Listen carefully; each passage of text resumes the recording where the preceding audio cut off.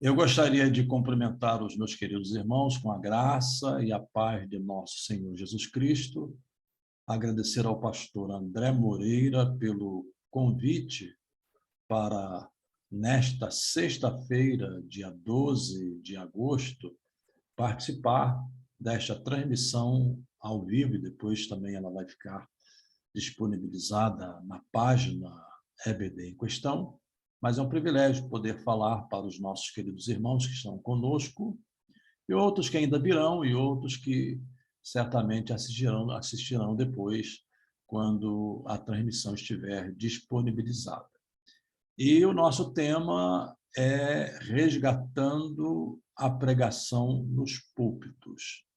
Eu gostaria de tomar um texto como base, e não farei exposição do texto, por incrível que pareça, mas ele será o nosso ponto de partida, já que estamos falando de resgatar a pregação, ele será o nosso ponto de partida.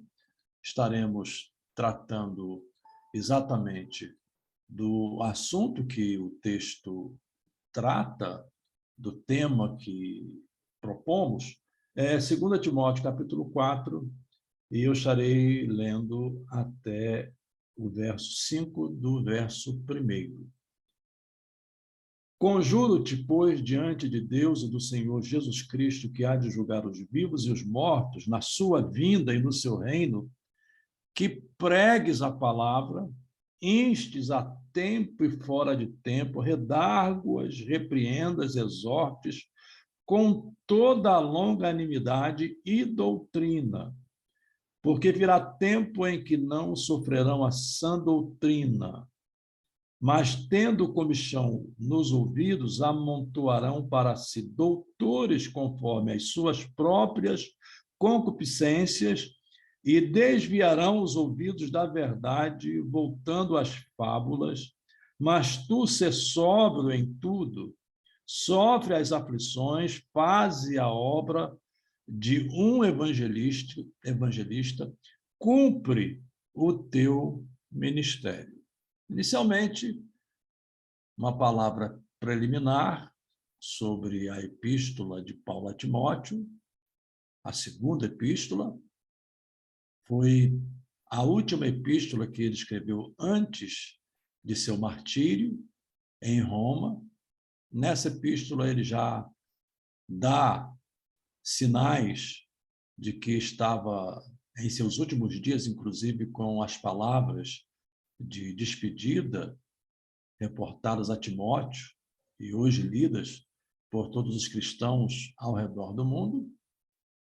E uma coisa interessante a frisar era o modo afetivo de tratamento dele para Timóteo.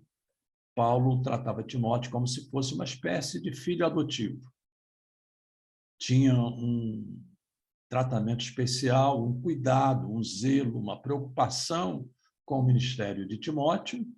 E aqui, neste texto e nesta epístola, ele dá uma série de recomendações, advertências,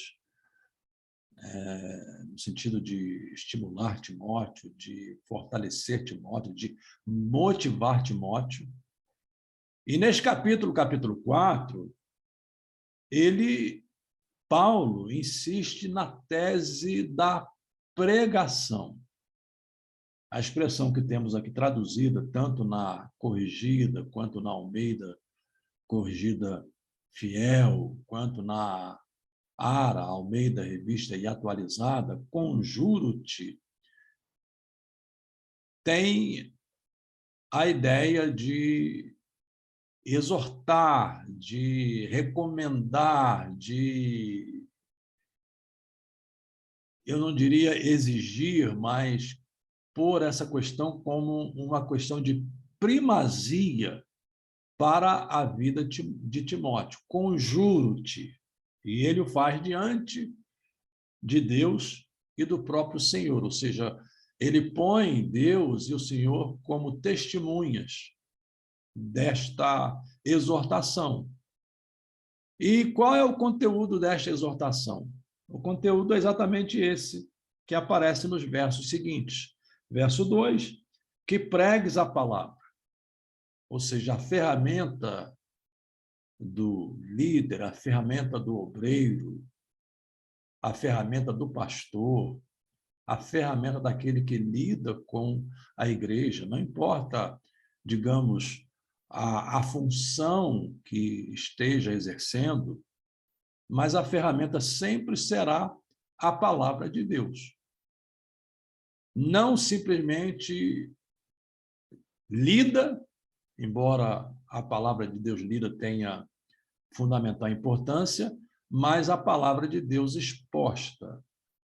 Isso me leva a Lutero, quando ele, falando sobre a importância da pregação, afirma que a pregação oral tem a mesma equivalência da palavra de Deus quando essa pregação está afinada com a palavra de Deus. Esse é um ponto que eu gostaria de enfatizar. Quando essa pregação está afinada com a palavra de Deus. Porque há muitas pregações, inclusive no nosso meio pentecostal, muitas pregações que hoje se utilizam de chavões, de frases de efeito, se utilizam, digamos, da própria emoção, no sentido de tentar até prender a atenção do auditório, e que acabam sendo pregações vazias da palavra. Se você pegar uma dessas pregações e tentar transcrevê-la e depois ir eliminando as frases de efeito, ir eliminando os chavões, ir eliminando aquelas digressões que às vezes não têm sentido algum, percebe-se que vai sobrar muito pouco de Bíblia no texto que você transcreveu daquela pregação. Então, pregues a palavra, e vem aqui uma série de expressões, de construções numa forma de gradação, em que ele diz, instes a tempo e fora de tempo, ou seja, é algo para fazer-se continuadamente. A pregação não pode ser secundarizada, não pode ser terceirizada, não se pode colocar ela em plano tão distante da realidade do culto e da realidade daquele que lida com a palavra de Deus, como o próprio Paulo recomendou a Timóteo no capítulo 2 desta mesma epístola, e verso 15, quando ele diz lá, procura apresentar-te a Deus como obreiro aprovado, que não tem de que se envergonhar, mas que maneja bem. Temos aí na tradução esse advérbio, no original é uma palavra só que implica em habilidade, a tradução literal seria cortar em linha reta, ou seja, para se fazer isso tem que ter habilidade, e ali naquele texto, muito provavelmente Paulo mencione o trabalhador que trabalhava no corte de pedras para as construções. Naquela época não havia o nosso sistema de alvenaria que temos hoje, os tijolos, etc. Então, as construções eram feitas de pedras e essas pedras tinham de ser cortadas na medida certa, no tamanho certo, no nível, para que elas pudessem se encaixar uma à outra de modo preciso, de modo, eu diria, quase cirúrgico. Então, quando Paulo diz aqui, instes a tempo e fora de tempo, esse é o nosso papel. Em todo tempo, à luz de 2 Timóteo, capítulo 2 e 15, que eu acabei de mencionar. E Paulo continua aqui, redárguas, repreendas, exortes, com toda a longanimidade e doutrina, duas palavras aqui bastante sérias, com algumas implicações. A primeira é longanimidade, que implica mais do que paciência, implica em perceber que a pregação não é algo, digamos, para se fazer de forma imediatista, é algo para se fazer olhando de maneira alongada, ou seja, olhando os resultados que ela precisa produzir ou que nós desejamos que ela produza na vida daqueles que nos ouvem. E a outra palavra é doutrina, doutrina, ou seja, que não sejam as suas palavras, que não sejam as suas filosofias, que não sejam os seus conceitos, que não sejam aquelas coisas que você imagina. E hoje nós temos aí também no meio pentecostal, já que estou falando mais para esse público, nós temos aí uma abundância de pregadores com imaginação fértil, com, eu diria, até delírios mentais na exposição que fazem e praticamente pouco se apegam à doutrina no sentido bíblico do termo, que é o ensino bíblico, o fundamento bíblico. E aí, para avançar, para em cima dessas posições que eu estou expondo aqui muito rapidamente, porque virá tempo em que não sofrerão a sã doutrina. Este sofrer aqui é no sentido de desprezar a sã doutrina, ou seja, de não levar em consideração a sã doutrina.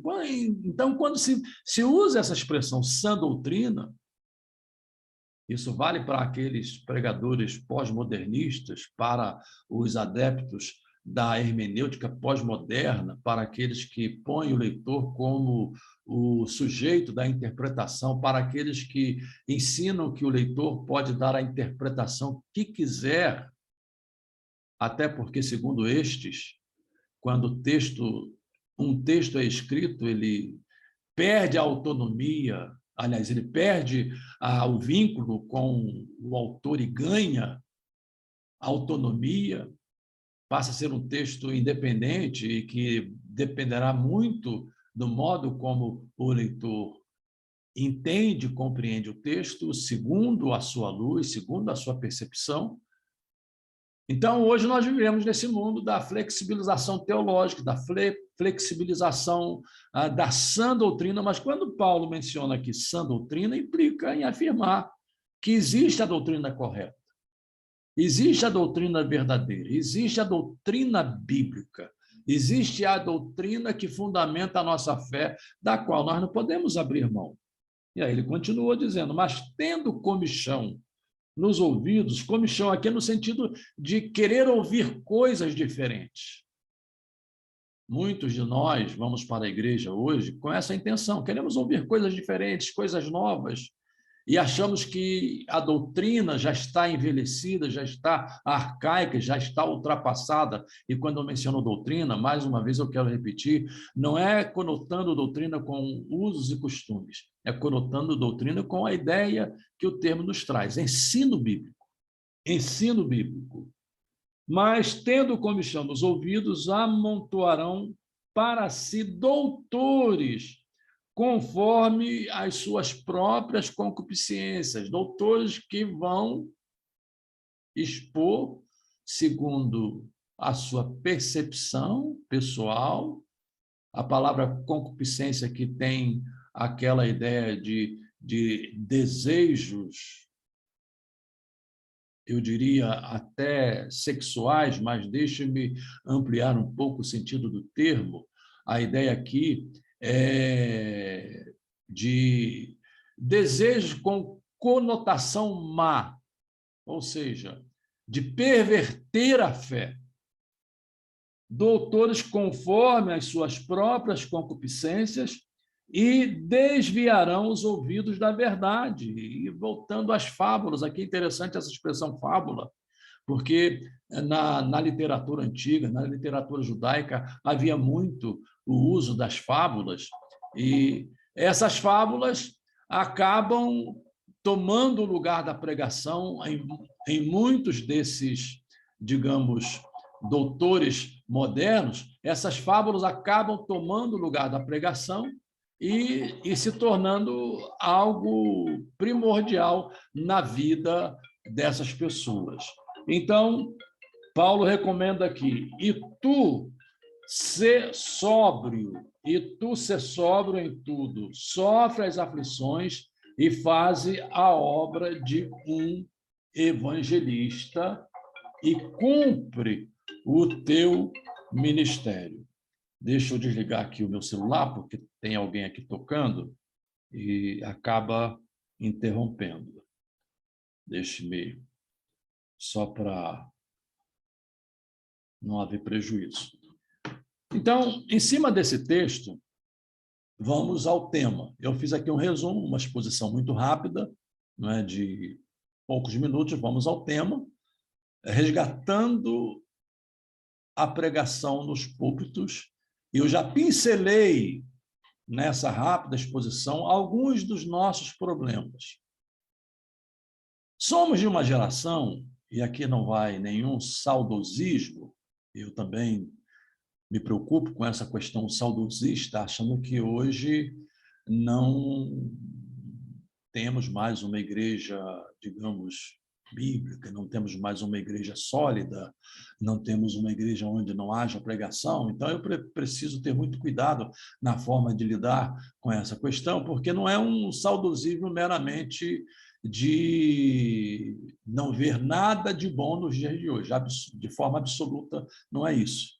Mas nós somos de uma geração em que, mesmo aqueles obreiros, digamos, de menor saber, aqueles obreiros mais simples, eram irmãos que abriam a palavra e pregavam, de forma simples, mas pregavam a partir da Escritura.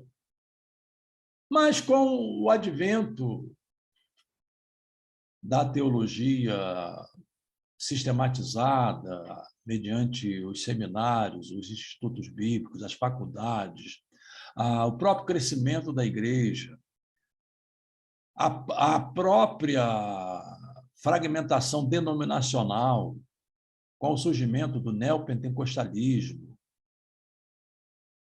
Vivemos hoje um momento em que muitas dessas inovações são introduzidas e são inovações que são nocivas à fé, que são nocivas à pregação, que são nocivas à exposição da palavra. E aí vamos pensar em relação ao nosso público. Valorizamos as emoções, entendemos que em nossos cultos as pessoas podem expressar o sentimento de suas almas, o sentimento que vai no seu coração e até em reação à mensagem que ouve. Nós não somos daqueles que tolhem, nós não somos daqueles que proíbem de forma alguma, levando em conta aquilo que Paulo ensinou, não extingais o espírito. Mas também não somos daqueles que não levam em conta o modo como Paulo regulamenta isso em 1 Coríntios, capítulo 12, capítulo 13 e capítulo 14. Eu insisto muito nesses 3 capítulos, porque parece que nós, pentecostais, não lemos esses 3 capítulos. Parece que nós, pentecostais, pomos esses 3 capítulos à parte, porque esses 3 capítulos mexem em pontos que ferem o nosso modus operandi do culto que prestamos a Deus. Inclusive, na questão da palavra, que é o pomo, é o cerne da nossa exposição hoje. Então, um pregador que não consegue, digamos, abalar o auditório, um pregador que não consegue sacudir a roseira, um pregador que não consegue levar o povo às raias de um sentimentalismo forte, em que todo mundo se vê ali envolvido. Esse pregador é tido como frio, esse pregador é tido como gelado, esse pregador é tido como alguém que não tem familiaridade com a Bíblia, é tido como alguém que não tem familiaridade com o Espírito Santo. E aí me faz lembrar do próprio Paulo. Paulo vem, isso é uma questão muito mais cultural do que bíblica. Paulo vem da cultura rabínica, Paulo vem da cultura judaica, Paulo vem da cultura das sinagogas. E na cultura rabínica, na cultura das sinagogas, não se pregava como se prega hoje, ou nesse formato de oratória que tem origem no mundo grego. Você percebe que essa situação criou, inclusive, até celeumas na igreja de Corinto, porque uns diziam que era de Paulo, outros diziam que era de Apolo, sem entrar nos outros grupos, só para me restringir a esses dois. Paulo era aquele pregador fervoroso, porque ele era de origem grega. Apolo, aliás. Apolo era de origem grega. Inclusive, o seu próprio nome é um nome de um deus grego. Então, ele tinha aquela oratória cheia de retórica, aquela retórica entusiasmada, aquela retórica vibrante, enquanto Paulo usava o estilo da sinagoga, da conversa, da exposição. Ele mesmo, lá em 2 Coríntios, diz que reconhece que ele era rude nas palavras, e o conceito ali de rude é que ele era monótono na forma de expor a palavra, até aquele episódio que ele prega, e aí foi uma pregação prolongada, e Eutico não resistiu ao sono e caiu da janela. E isso em Corinto criou essa celeuma e, digamos, essas facções, não é? De predileção, né? Como às vezes ocorre entre nós. Quem vai pregar? Ele falou, não vou não, porque esse pregador é muito frio. Eu gosto do pregador do reteté. Então, a minha proposta, quando o pastor André me convidou, foi nesse sentido. O que é que nós precisamos resgatar na pregação em nossos púlpitos? Primeiro, precisamos despojar a nossa pregação desses penduricários que trouxemos não só do neopentecostalismo, mas que se desenvolveu entre nós mesmos. Porque quando falamos de reteté, por exemplo, o reteté não é fruto do neopentecostalismo. O reteté acabou se desenvolvendo dentro do nosso meio pentecostal. Muito provavelmente faltou ensino, ou muito provavelmente o púlpito passou a ser ocupado por pessoas que olhavam as emoções como prioridade na forma de cultuar, de modo que a pregação passou a valorizar esse tipo de comportamento. Então, hoje, você prega em certas igrejas e você até nem consegue pregar, porque a extravagância é tanta que o negócio é você entrar na onda também. Você corre o risco de entrar na onda. E isso me faz lembrar de uma história ilustrativa de um irmão que chegou atrasado na igreja. O pregador estava pregando, mas havia um barulho enorme na igreja, aquele movimento na igreja, que não se ouvia o que o pregador pregava, e o próprio pregador tinha que dar algumas paradas para poder deixar que o povo extravasasse. E o irmão que chegou atrasado perguntou ao porteiro, não é esse é o nome que nós usualmente damos às pessoas que ficam na portaria, perguntou ao porteiro sobre o que assunto o pregador estava pregando. E o porteiro respondeu, olha, eu não sei sobre o que ele está pregando, mas que está caindo um fogo na igreja, isso eu sei que está caindo. Ou seja, a pregação era tão empolgante, mas ele não sabia de que se tratava. Eu pergunto, que efeito é essa pregação, digamos, um efeito de médio e longo prazo, com toda a longanimidade, que efeito essa pregação está fazendo nas pessoas que ouvem? se o efeito é imediato, se o efeito é para produzir emoção, se o efeito é o que nós chamamos de pregação triunfalista, se o efeito é para produzir emoção, se o efeito é para deixar as pessoas vibrando como se elas precisassem, digamos, de tomar algo parecido com esses ansiolíticos, não é? Que são estimulantes.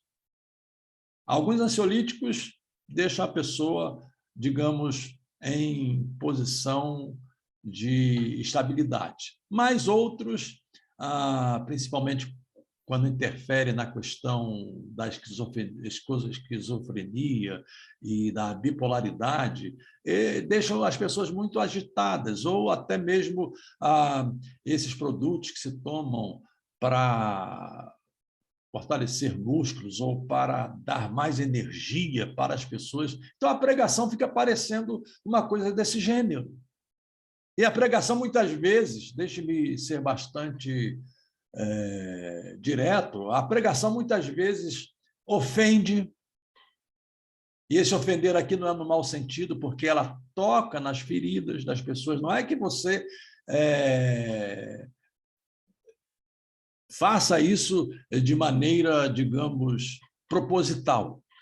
Mas a própria exposição da palavra leva as pessoas a se sentirem ofendidas, entre aspas. A pregação muitas vezes confronta, porque antes da boa notícia na pregação, nós temos a má notícia. E qual é a má notícia? A má notícia é que todos pecaram. A má notícia é que todos nós caímos como a folha e as nossas culpas como um vento nos arrebatam. A má notícia é que não há um justo nenhum sequer. A má notícia é que a nossa inclinação é má, a nossa natureza é pecaminosa. Então, isso, muitas vezes, é exposto numa pregação bíblica. É a má notícia para depois vir a boa notícia, ou seja, existe resposta para o seu problema. Existem maneiras que a Bíblia recomenda que podemos viver para que possamos mortificar a carne, para que possamos, e mortificar aqui significa viver como se os nossos membros estivessem mortos, esse é o sentido de mortificar. Então, a Bíblia tem normas, padrão, maneira de recomendar sobre como nós podemos mortificar a carne, sobre como nós podemos viver nesse mundo que nos odeia, nesse mundo que nos hostiliza, nesse mundo que muitas vezes as pessoas olham com uma certa admiração, mas o mundo é hostil a Deus. O mundo é inimigo de Deus e, por consequência, o mundo também é inimigo dos cristãos. Não existe amizade. Não existe amizade no sentido de companheirismo, de participação, de conivência, de aprovação entre crentes e o mundo. Então, temos que tirar esses penduricados da pregação. Ou seja, voltar para a Bíblia. Ensinar a Bíblia de forma frequente, regular, insistente, com longanimidade, mas fundamentada na Escritura, ou seja, e doutrina. É esse o nosso primeiro papel. O segundo papel, a segunda coisa que nós precisamos, digamos, quando estamos tratando de resgatar a pregação em nossos púlpitos, tem a ver com o tempo que se dá para a pregação. Às vezes, nós pensamos que não existe um princípio regulador e olhamos isso em relação aos nossos irmãos reformados de uma forma enviesada. Mas quando vamos para a Bíblia, quando vamos lá para 1 Coríntios, capítulo 12, 13 e 14, você verá que Paulo orienta sobre como deve ser o culto. ele fala que no culto há salmos, há hinos, há cânticos, há exposição da palavra, embora esse termo não apareça dessa forma, mas ele ensina que isso deve ser feito de forma decente, de forma regular, é, de forma regular, de forma dedicada, de forma perseverante, por uma razão muito simples. A igreja vive da palavra, ela não vive dos cânticos. Embora o cântico possa comunicar a palavra, mas muitos cânticos hoje não comunicam palavra alguma. Muitos cânticos hoje são cânticos antropocêntricos. Muitos cânticos hoje são cânticos que louvam o homem, que enaltecem o homem e não enaltecem a Deus. E o culto, prioritariamente, tem o propósito de cultuar ao Senhor. Nós vamos à igreja para cultuar ao Senhor e para ouvir dele a palavra que ele tem para nós. Então, que tempo estamos dando para a palavra? O que ocupa o espaço do nosso culto em nossas igrejas? E aí, deixe-me continuar sendo bastante assertivo. Nós temos uma tradição em nossa igreja de ter, muitas vezes, cultos longos.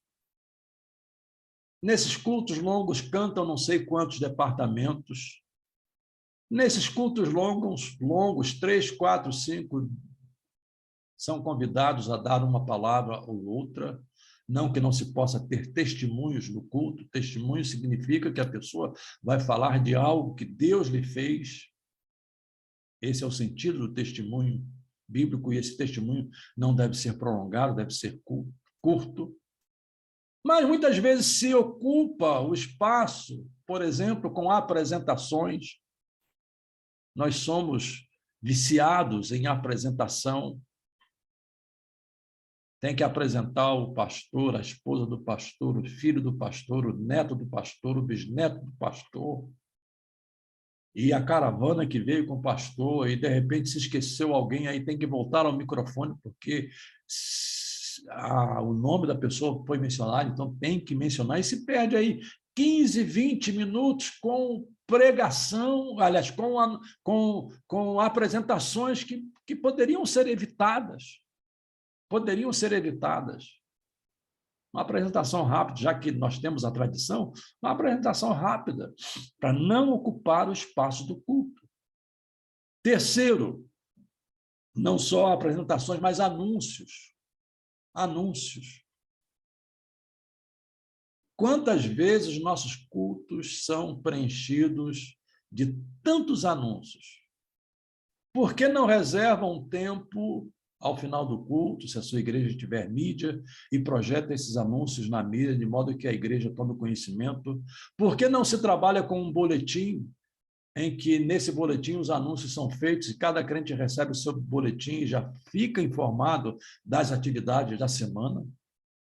Ou, se houver necessidade de fazer um ou outro anúncio, que esse anúncio seja feito em horário que não interrompa a continuidade do culto. Por quê? Porque o culto é uma unidade. O culto não é fragmentado.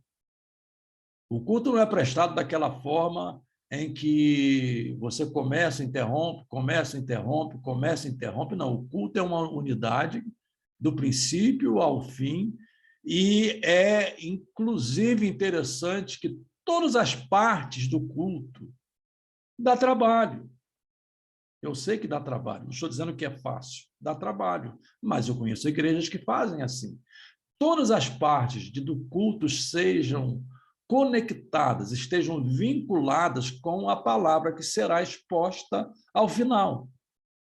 Ou seja, uma unidade do princípio ao fim. Os cânticos são para adorar a Deus, mas há vínculo com o que se canta e com a palavra que será exposta, inclusive com o que se vai cantar depois da exposição da palavra. Então, evitar os anúncios, E, com isso, dá-se um tempo precioso para a exposição da palavra, para a pregação. E aí alguém pergunta, pastor, mas qual seria o tempo necessário para a pregação? Eu diria o seguinte,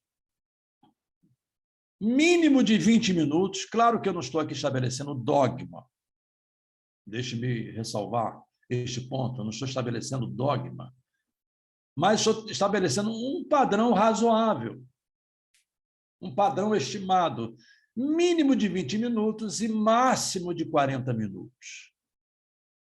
Nesse tempo, dá para se fazer uma excelente pregação. 20 a 40 minutos, e, eventualmente, 50 minutos.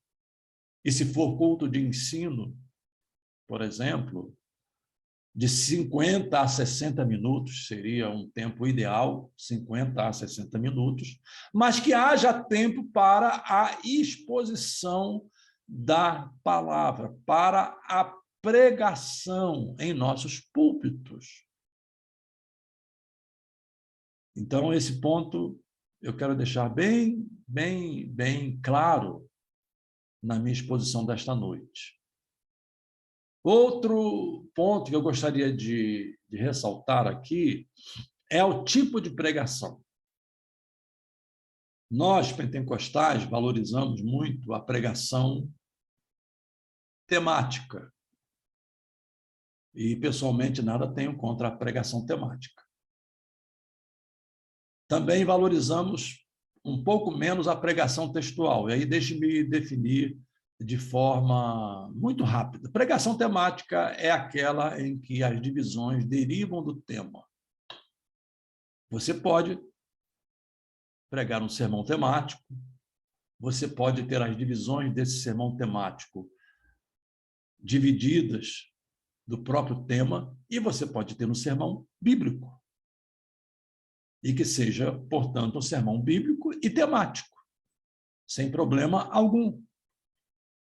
Mas o grande desafio do sermão temático é que, muitas vezes, o texto é usado meramente como pretexto. Lê-se o texto e depois nunca mais se volta para o texto e o pregador se embrenha numa mata fechada de artifícios de todos os gêneros, de fábulas, como diz o texto, de histórias mal contadas, de triunfalismo puro e simples, e deixa de expor a palavra. Não que o sermão temático não possa ser bíblico, deixe-me enfatizar isso, mas pela facilidade que ele tem de dar ao pregador essa válvula de escape, entre aspas, ou seja, em que ele foge do texto e nunca mais o encontra. Perde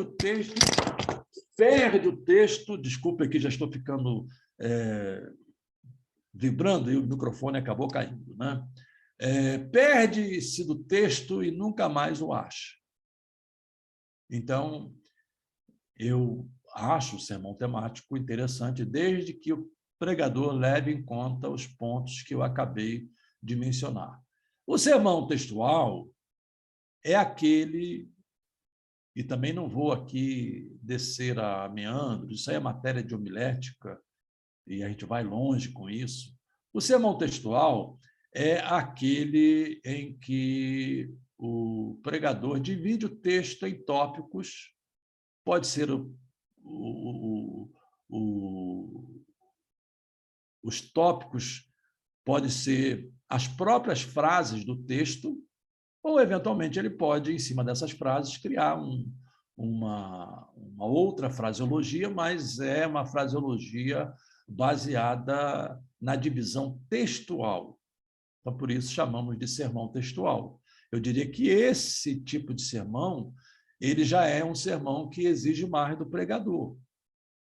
É um sermão que vai dar a ele uma trilha, digamos, mais bíblica, e que ele não terá tantas possibilidades de fugir do assunto se ele se prender à exposição textual. simplesmente, de maneira curta, uma definição para você entender, porque eu quero falar um pouco mais sobre o sermão expositivo. E eu diria que hoje a igreja carece muito do que nós chamamos de sermão expositivo.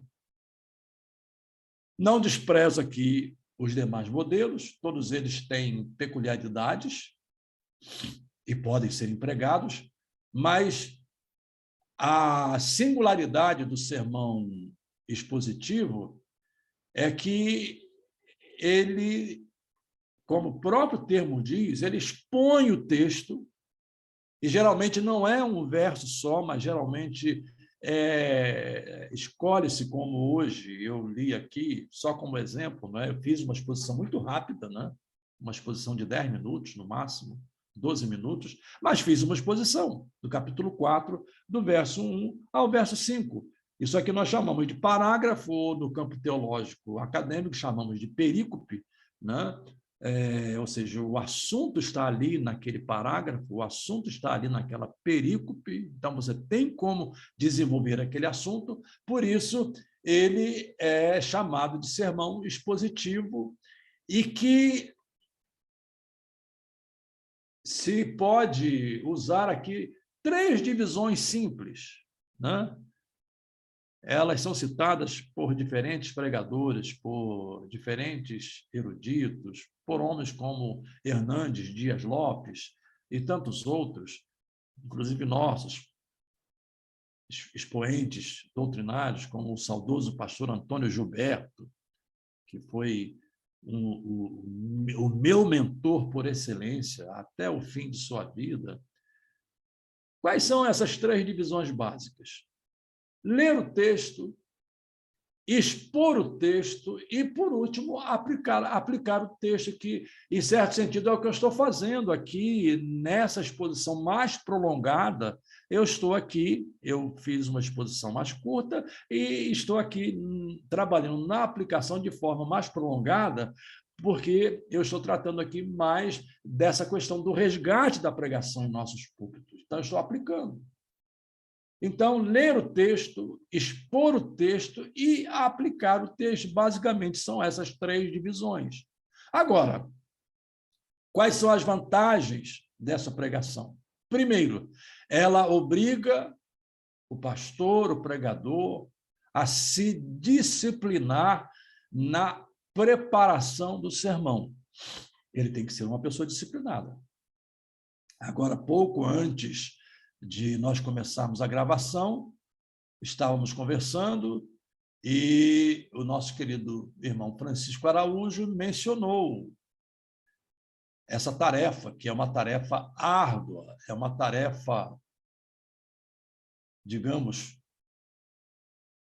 de elaboração, uma tarefa que muitas vezes você gasta aí horas e horas e horas e horas, e às vezes as coisas não fluem assim como você gostaria que fluíssem, porque elas exigem pesquisas, elas exigem aprofundamento, elas exigem 2 ferramentas básicas para o pregador, que é a exegese. A exegese é a base da interpretação. Você não pode interpretar o texto sem antes fazer a exegese do texto. Então, isso exige disciplina do pregador, para que ele possa ter o texto esquadrinhado, ter o texto metabolizado na sua mente, no seu coração, que ele possa ter feito a exegese do texto, buscar o significado pretendido pelo autor, a finalidade com que o autor escreveu aquela passagem, a que público aquela passagem primariamente foi destinada, o que ela pretendia, corrigir o quê, ensinar o quê, falar sobre o quê, para então você pensar na aplicação. E isso exige um acurado trabalho de exegese, que é extrair do texto a verdade que o texto está expondo. Então, isso exige uma boa exegese para, então, se chegar a uma boa hermenêutica bíblica. Qual é a outra vantagem? A outra vantagem é para a igreja, porque dá à igreja a oportunidade de se familiarizar com a Escritura, de entender que suas verdades, embora tenham sido escritas para épocas diferentes, que estão distantes do nosso tempo, mas são verdades que se aplicam à vida dos cristãos em geral, em qualquer época da história e de acordo com os contextos de cada momento. Então, até nisso, o pregador tem que entender. Essa passagem é própria para o contexto de hoje, essa passagem é adequada para os dias de hoje, essa passagem, em que sentido eu posso aplicar essa passagem para hoje? Para as realidades que a igreja está vivendo hoje. Então, a pregação expositiva não é simplesmente uma passada de olhos pela Escritura. A pregação expositiva é um aprofundamento do texto, de tal forma que muitas pepitas que estão lá nas profundidades, elas não podem vir à tona, essas pepitas são encontradas à medida em que o pregador faz essa exegese para trazer à igreja um ensino sólido para a vida. Ou seja, eu, pessoalmente, nas minhas pregações, hoje, priorizo a pregação expositiva. Aí você me pergunta, pastor, eu já estou caminhando para o encerramento, mas na pregação expositiva, a gente tem que ser mais, digamos, como Paulo, né? Ser mais didático, ser mais pedagógico, não podemos ser enfáticos, não podemos fazer uso da retórica. Deixe-me dizer, você pode pregar expositivamente e fazer uso da retórica.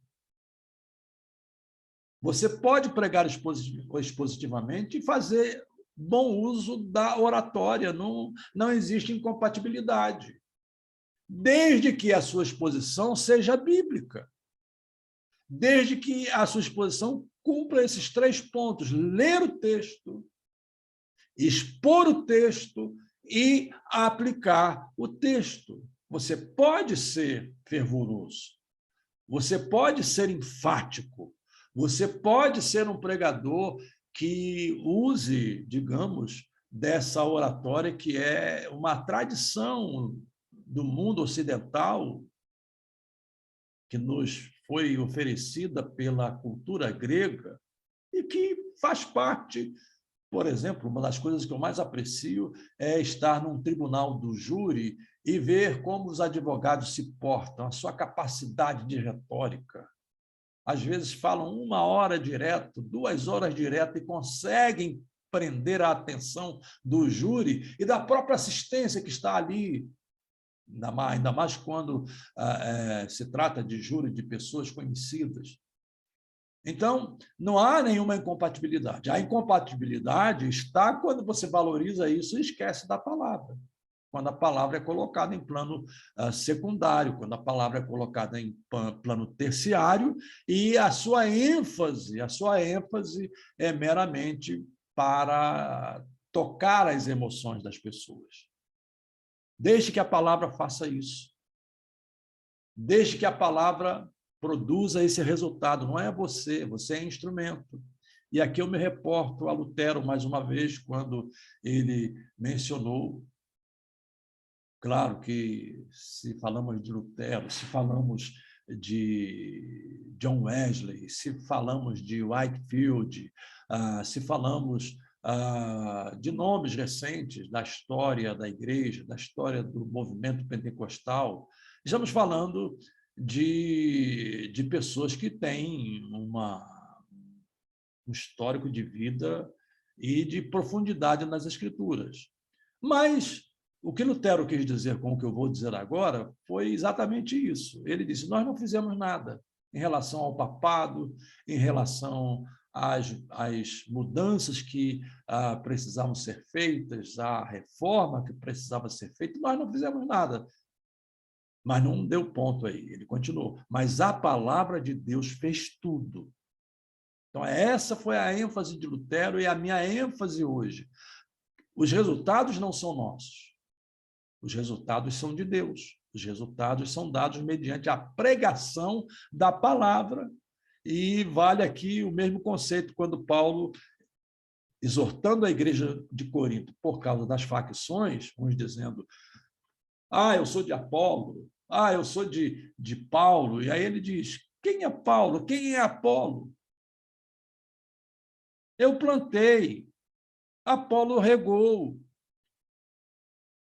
Eu diria que Apolo, em certo sentido, fez até o trabalho mais fácil, porque o trabalho de plantar exige cuidado, o trabalho de plantar exige saber a época certa, o trabalho de plantar exige você plantar as sementes de acordo com as técnicas daquela plantação, a distância entre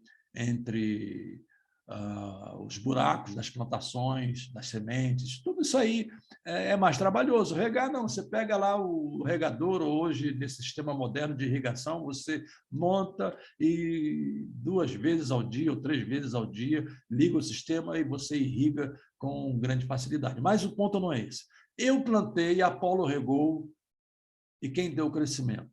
Mas Deus deu o crescimento. Então, os resultados não somos nós que produzimos, nós temos essa preocupação. Nós crescemos no meio pentecostal, eu me lembro da minha adolescência, me lembro da minha juventude, me lembro da minha preocupação de ver o povo dar glória a Deus, e aí você fica trabalhando a sua mensagem mais nessa direção do que na direção de expor o texto. Quando é a palavra de Deus que produz os resultados, não é? É ela que vai produzir aquilo que precisamos. Por isso, Paulo diz que pregues a palavra, instes a tempo e fora de tempo, redarguas, repreendas, exortes com toda a longanimidade e doutrina. Então, eu estou chegando aqui à minha conclusão, porque já estamos avançando aqui na hora, e o que eu ofereço com a graça de Deus nesta transmissão que está sendo gravada é isso. Nós precisamos resgatar a pregação bíblica em nossos púlpitos. Valorizar essa pregação. Pregação que não flexibiliza. Pregação que não abre mão dos princípios da Escritura. Pregação que não é meramente baseada em chavões, em frases de efeitos, ou aquelas pregações antropocêntricas em que o cerne da mensagem é o cerne motivacional. Você pode, você tem condição, você é capaz. Isso é coaching, isso não é pregação. A pregação bíblica, ela tem que levar você a entender que você depende em tudo de Deus, que você depende em tudo do Senhor, até no desenvolvimento de suas habilidades, até no desenvolvimento de suas capacidades, você depende do Senhor, e a nossa esperança está no Senhor. Muito obrigado, que Deus os abençoe, e mais uma vez, pastor André, obrigado pelo privilégio de, nesta noite, poder transmitir esta curta palavra nesse intervalo que eu estou tendo aqui, do trabalho que eu estou fazendo. Deus os abençoe, e deixe-me tomar aqui um pouco de água, porque a